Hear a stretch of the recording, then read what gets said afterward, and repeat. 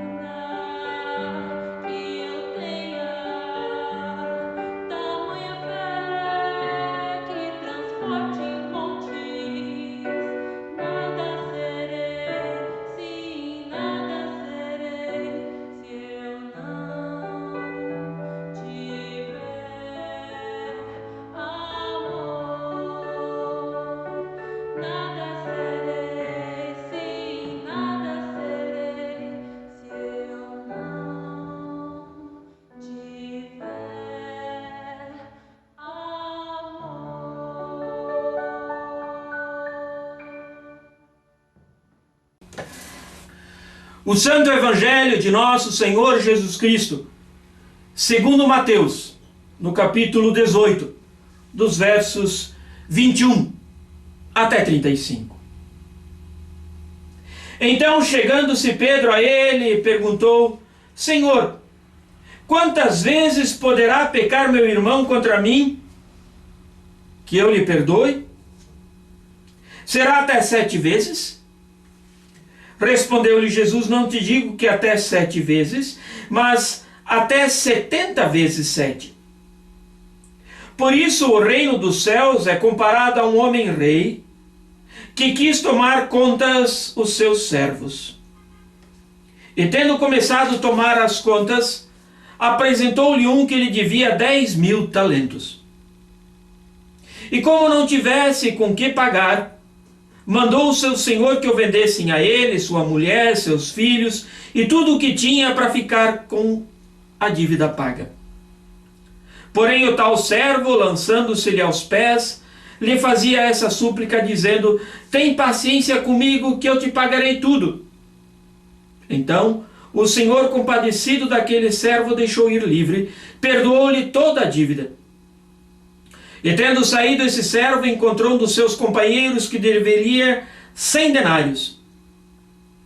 E lançando-lhe a mão, o enforcava, dizendo: paga-me o que me deves. O companheiro, lançando-se-lhe aos pés, o rogava, dizendo: tem paciência comigo, que eu te satisfarei tudo. Porém ele não quis. Antes, retirou-se e fez com que o metessem na cadeia até pagar a dívida. Porém os outros servos, seus companheiros, vendo o que se passava, sentiram-no tão fortemente que foram dar parte ao seu senhor de tudo o que tinha acontecido. Então o chamou o seu senhor e lhe disse: servo mau, eu perdoei-te a dívida toda, porque me vieste a rogar por isso. Não devias tu logo compadecer-te igualmente do teu irmão, assim como também eu me compadeci de ti? E cheio de cólera, mandou o seu senhor que o entregassem aos algozes, até pagar toda a dívida. Assim também nos há de fazer meu Pai Celeste, se não perdoardes do íntimo de vossos corações a cada um dos irmãos. Bem-aventurados os que ouvem a palavra do Senhor, que guardam esta palavra em seus corações e que praticam esta palavra em suas vidas. Queremos louvar o Evangelho cantando: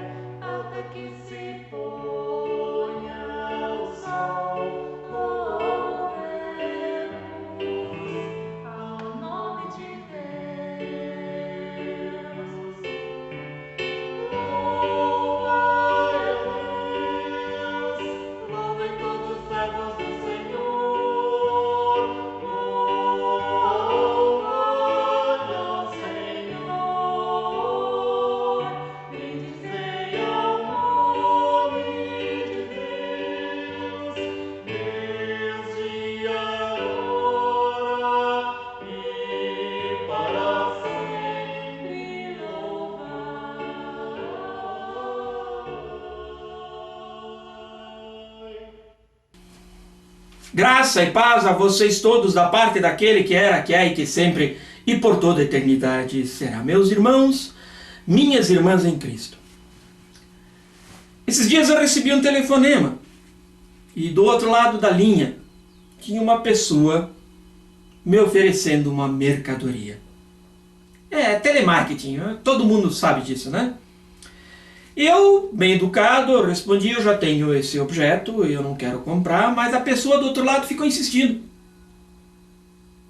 Quando eu dei um não definitivo, bem duro, eu ouvi uma observação que vinha do outro lado. Mas nós somos humanos e humanos sempre querem levar vantagem. Levar vantagem. Levar vantagem como uma característica do ser humano que tem que explorar ou que precisa ser explorado.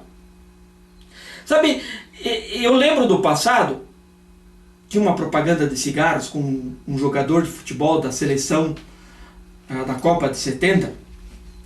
E aí surgiu o que se chamou de lei da vantagem, porque esse jogador chamado Gerson, ele dizia que tem que levar vantagem em tudo. Então, mencionar a lei de Gerson deixava claro que se trata de levar vantagem sem muitos escrúpulos. Sabe, o ser humano gosta de levar vantagem. O ser humano se esforça para levar vantagem. Isso a gente pode observar já no brinquedo das crianças. Mas a gente pode observar isso também nos negócios, no trânsito, entre familiares. Ixi, vocês lembram das brigas por herança, história que a gente tem por aí? No lugar de trabalho, na escola, e a gente vai indo, né? A história que Jesus conta retrata alguém que quer levar vantagem, que quer cobrar uma dívida, e ele está disposto a jogar o devedor na cadeia para cobrar essa dívida, o que pela lei do Levítico era perfeitamente possível. De nada adiantou o devedor pedir clemência, pedir mais tempo, pedir paciência, pedir mais prazo. O credor estava em situação de vantagem e queria fazer valer o seu direito.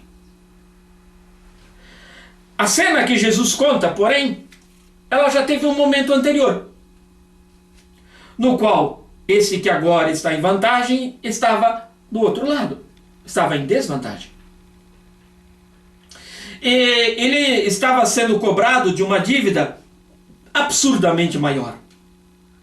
Tanto que o credor não apenas queria pôr ele atrás das grades, mas vender todo o seu patrimônio e inclusive vender a mulher, vender os filhos, que na época era permitido, aliás, em muitos lugares até hoje ainda isso acontece. O choro e o pedido por compreensão foram ouvidos pelo credor e o prazo de pagamento não foi só prorrogado, mas a dívida foi perdoada. A história, a parábola que Jesus conta é um retrato doloroso do ser humano. Quem ganhou tudo, a sua vida, a sua família, os seus bens, quer aplicar a lei no momento em que essa situação de vantagem se coloca para ele. E pode ser contra o seu colega de trabalho, contra seu irmão, contra a sua família.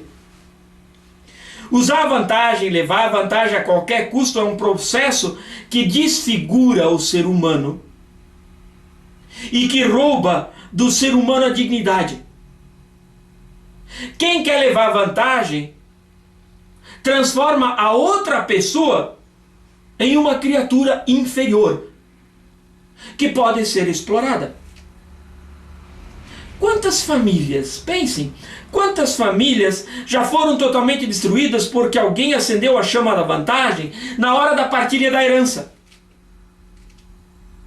Quantas mortes em nossas estradas têm como raiz a busca da vantagem, às vezes inconsciente, ao volante?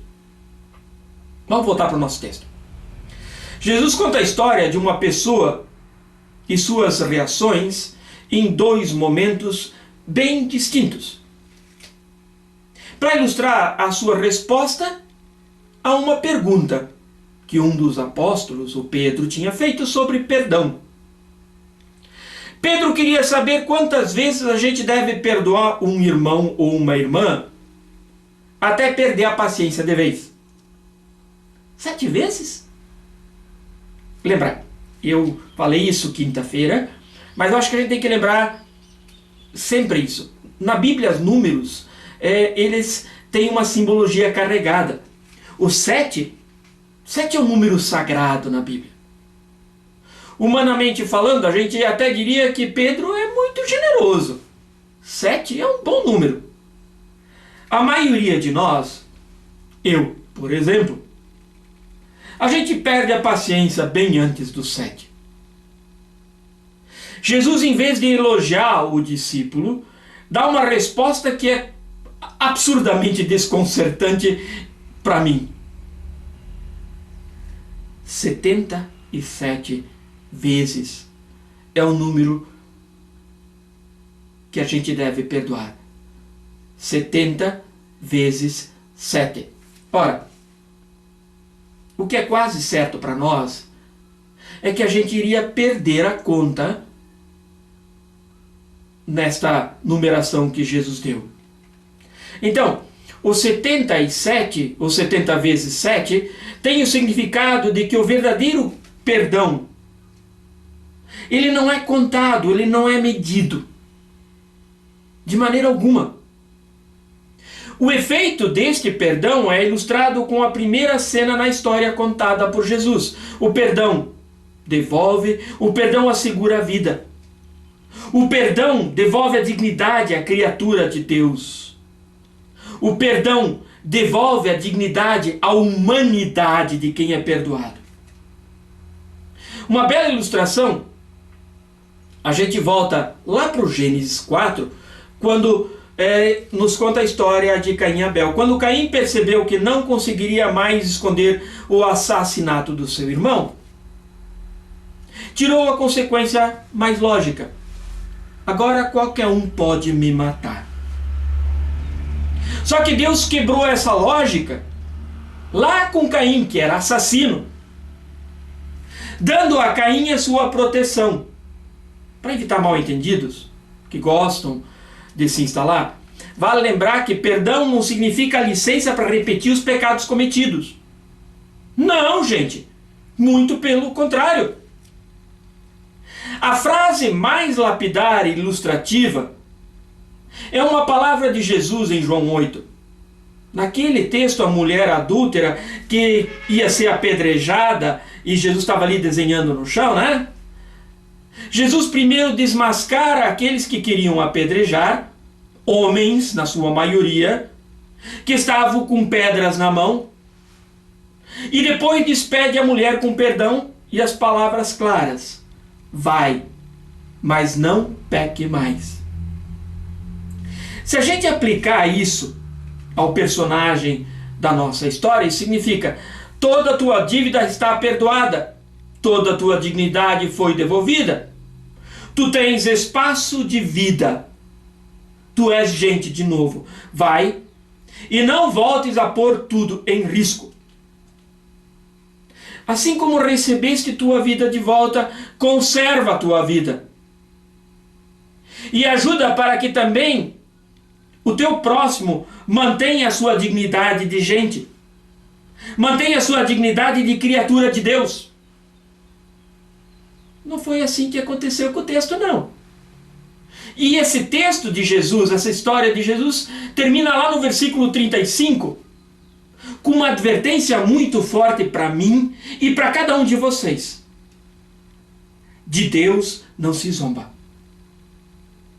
Quem agride, quem destrói a criatura de Deus, precisa ficar avisado que Deus não vai ficar indiferente.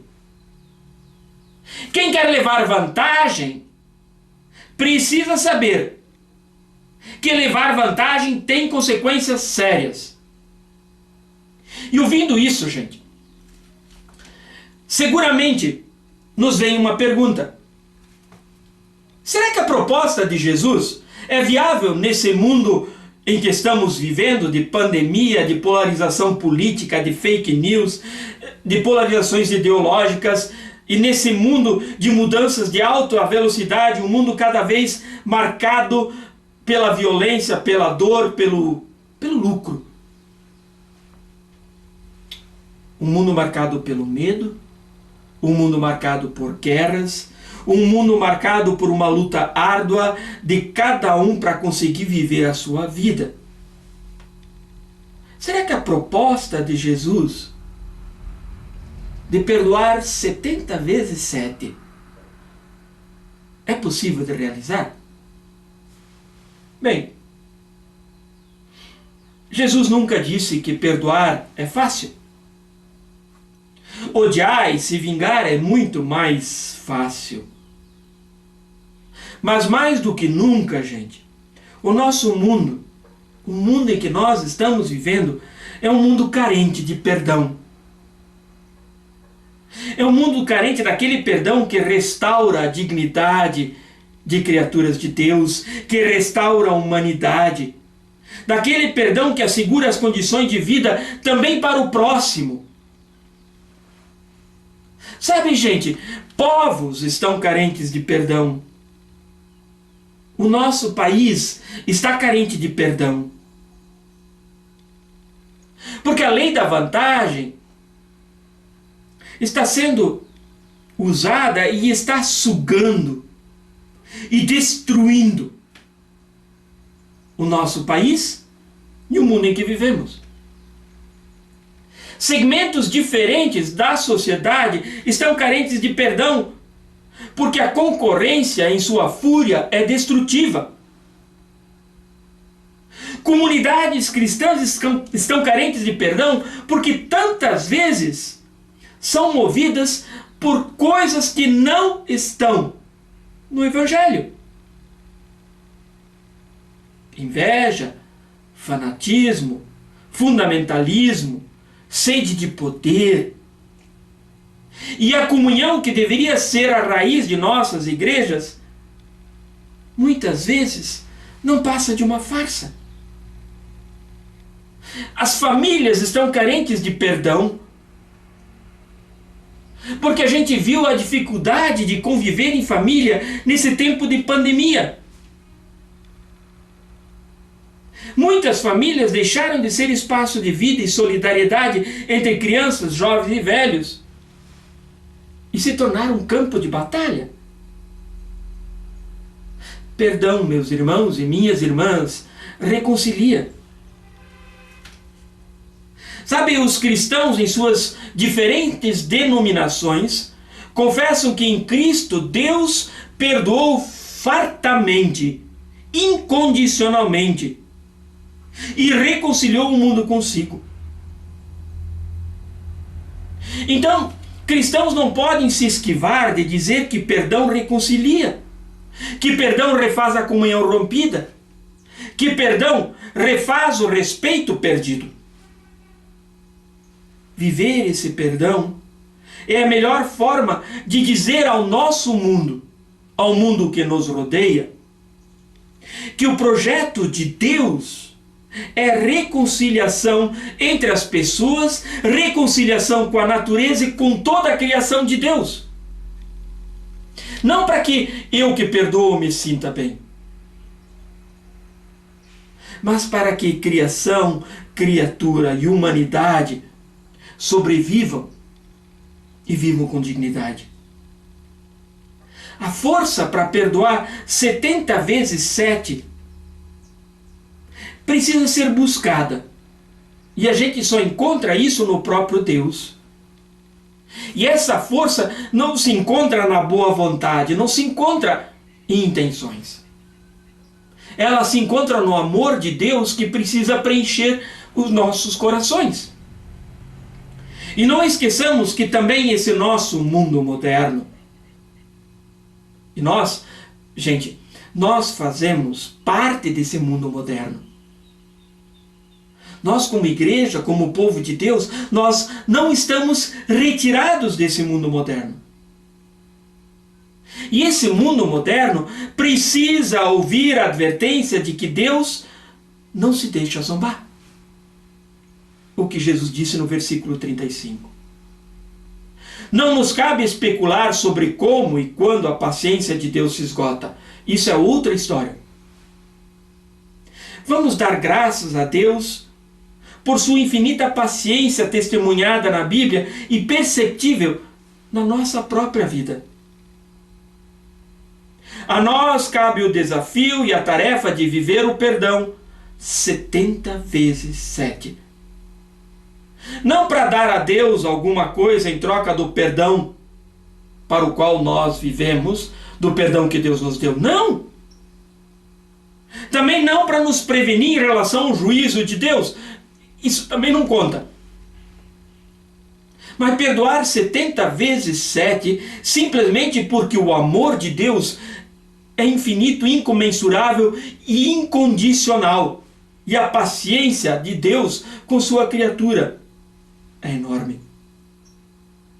Eu não tenho a menor dúvida de que o amor de Deus, também no juízo, vai falar muito mais alto do que se coubesse a nós julgar. E porque Deus perdoa, nós podemos construir e ter comunhão e olhar um ao outro nos olhos e ser solidário uns com os outros. Então, demos graças a Deus, porque o perdão de Deus renova a chance de vivermos hoje e sempre. Amém.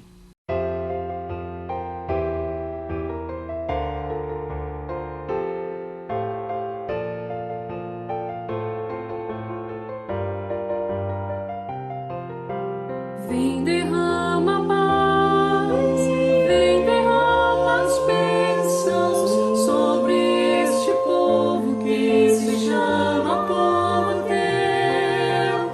Dá-nos teu amor, dá-nos as força, para que tentações não venham a nos desviar.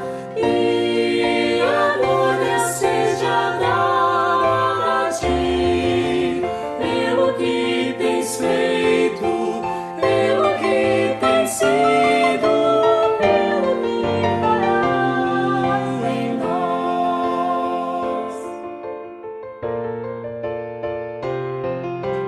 Temos visto paz, temos visto as bênçãos sendo deste povo transformado em povo teu.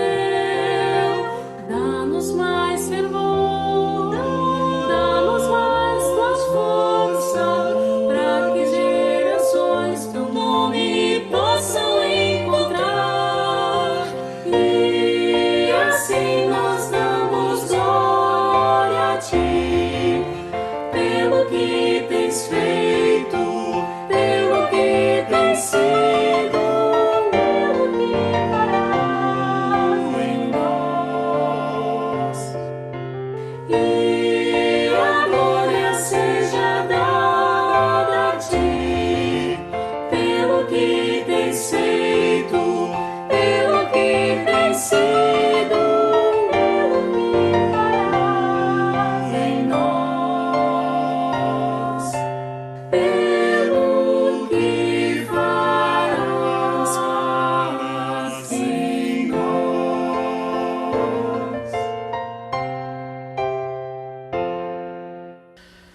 Meus irmãos e minhas irmãs, as ofertas, se houvesse culto presencial nesse final de semana, receberiam o seu destino da comunidade local. As nossas comunidades sempre destinam as ofertas para algo para fora de si. Tantas vezes, tantas coisas. Como nós não temos culto presencial, a oferta continua a ser pedida. Então, meu irmão, minha irmã, procura o tesoureiro, a tesoureira da tua comunidade. Porque o trabalho da igreja precisa continuar. Faça a tua contribuição, dá a tua oferta, estende a tua mão. Enquanto vocês pensam nisso,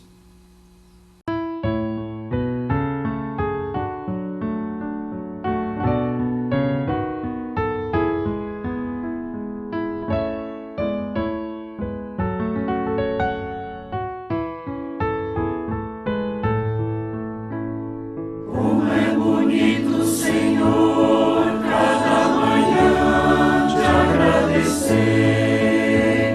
Mais uma vez teu amor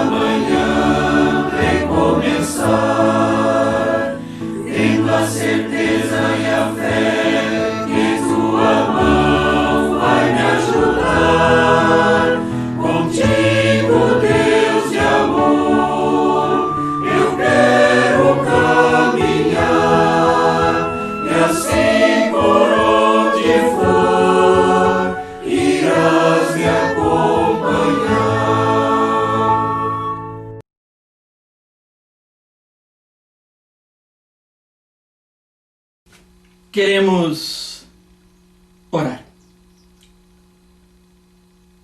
Senhor Jesus Cristo, Tu és minha justiça, mas eu sou teu pecado. Levaste sobre ti o que é meu, e deste a mim o que é teu. Tomaste sobre ti o que não era, e deste a mim o que eu não era.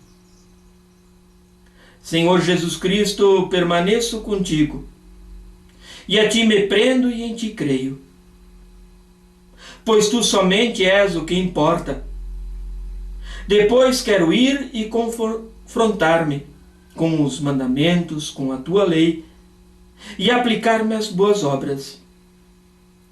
Mas o principal será que a ti me tenha, e que por ti me seja doada a vida. Por esta forma, Senhor da oração de Lutero, queremos colocar diante de ti as pessoas que são a nossa preocupação. Toma, Senhor, a família Nafim enlutada em tuas mãos. Olha pela família Richter, preocupada com a saúde do Opa Afonso. Olha, Senhor, pela dona Gerda, e agradecemos por ela estar bem em casa, assim como agradecemos pela recuperação da dona Zilda. Olha, Senhor, pela pastora Lourdes, com seu problema no seu rim. E acolhe, Senhor, a pastora Cici na dor do seu luto. Senhor bondoso Deus, são tantas pessoas que gostaríamos de colocar em oração. O seu Adolfo, a tia Beth, a Gertrude. Sabe, são tantas pessoas que precisam da nossa oração e do nosso cuidado, mas nós somos tão pequenos. E por isso colocamos todas estas pessoas e tantas outras em tuas mãos, com a oração que teu Filho nos ensinou. Pai nosso que estás no céu, santificado seja o teu nome, venha o teu reino, seja feita a tua vontade, assim na terra como no céu. O pão nosso de cada dia nos dá hoje, e perdoa-nos as nossas dívidas, assim como nós também perdoamos aos nossos devedores. E não nos deixes cair em tentação, mas livra-nos do mal, pois teu é o reino, o poder e a glória para sempre. Amém. Que o Senhor te abençoe e te guarde, que o Senhor faça resplandecer o seu rosto sobre ti e tenha misericórdia de ti. Que o Senhor sobre ti levante o seu rosto e te dê toda a sua paz. Que te abençoe o Deus Pai, Filho e Espírito Santo. Amém. Fiquem na paz de Deus e que Deus tenha todos na palma de suas mãos. Amém.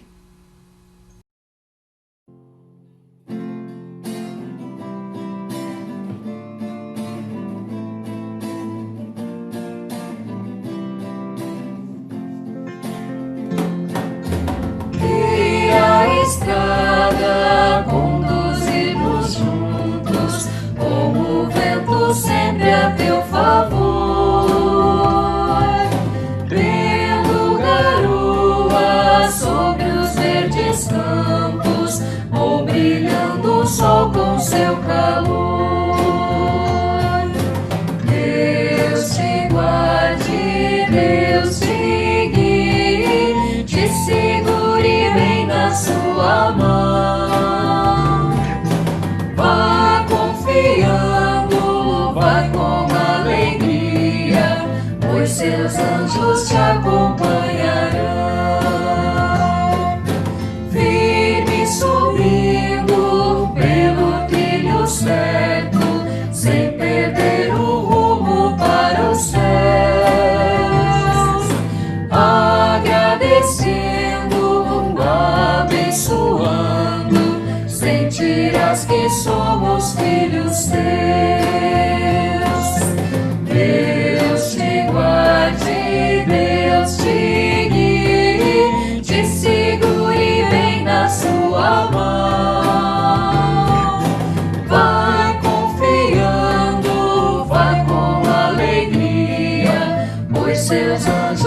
acompanharão. Tenha descanso e o pão de cada dia, que isso nunca venha desfaltar. E quando a morte vier ao teu encontro, o inimigo não te possa achar. Deus te guarde, Deus te guie, te segure bem na sua mão. Vai confiando, vai com alegria, pois seus anjos te acompanharão. Vamos em paz até que um novo dia nos permita aqui nos abraçar. Mesmo distantes, tendo alegria, Deus no Pai queremos pois louvar. Deus te guarde, Deus te guie, te segure bem na sua mão. Vai confiando, vai com alegria, pois seus anjos